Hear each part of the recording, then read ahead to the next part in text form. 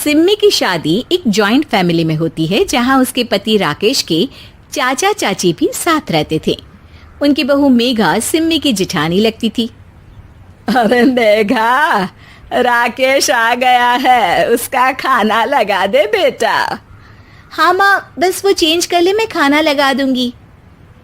सबके कमरे में जाने के बाद सिम्मी और राकेश साथ खाना खाते हैं, जिसे देखकर मेघा को जलन होने लगती है।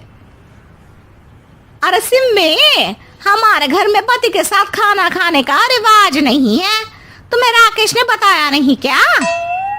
सिम्मी मुस्कुराकर वहां से चली जाती है कि मेघा सिम्मी की सास के पास जाती है।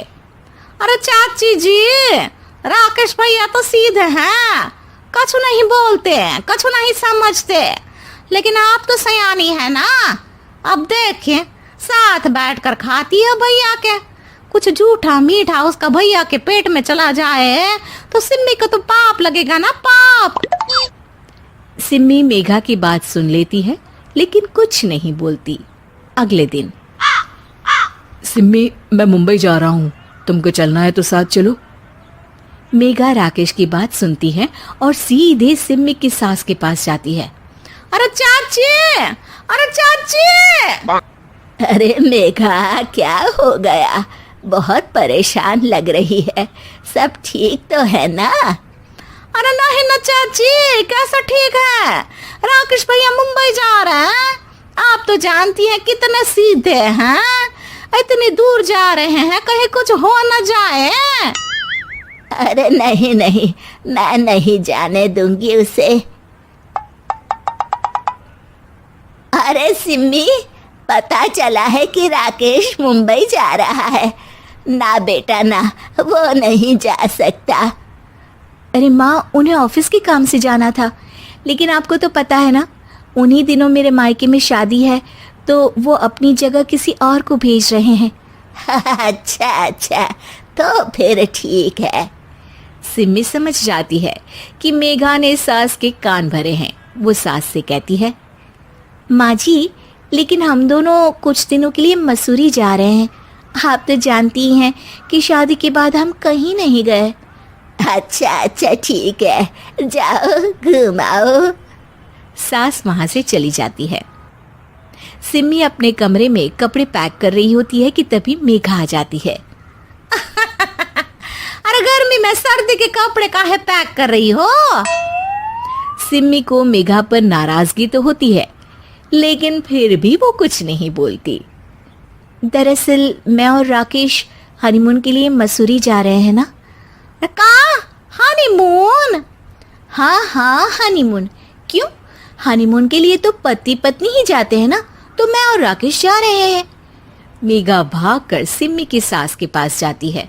अरे चाची, सच में तुम लोगों जितना सीधा परिवार तो मैंने देखा ही नहीं है। अरे अकेले भेजोगे दोनों को?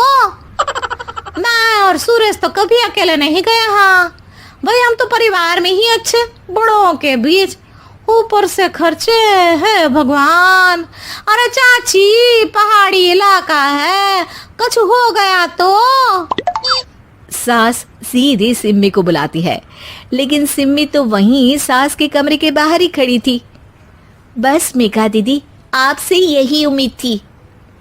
अरे बड़ी हूँ, घर के कायदे कानून तो मैं ही बताऊंगी ना। अरे तो अपने घर में रखिए ना सारे कायदे कानून।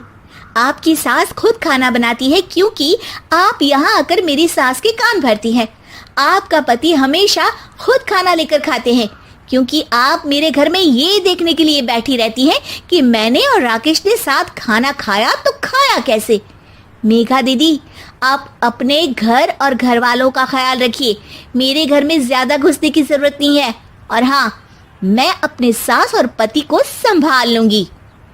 मेघा चिल्लाती हुई वहां से चली जाती है, जिसकी आवाज सुनकर राकेश वहां आ जाता है।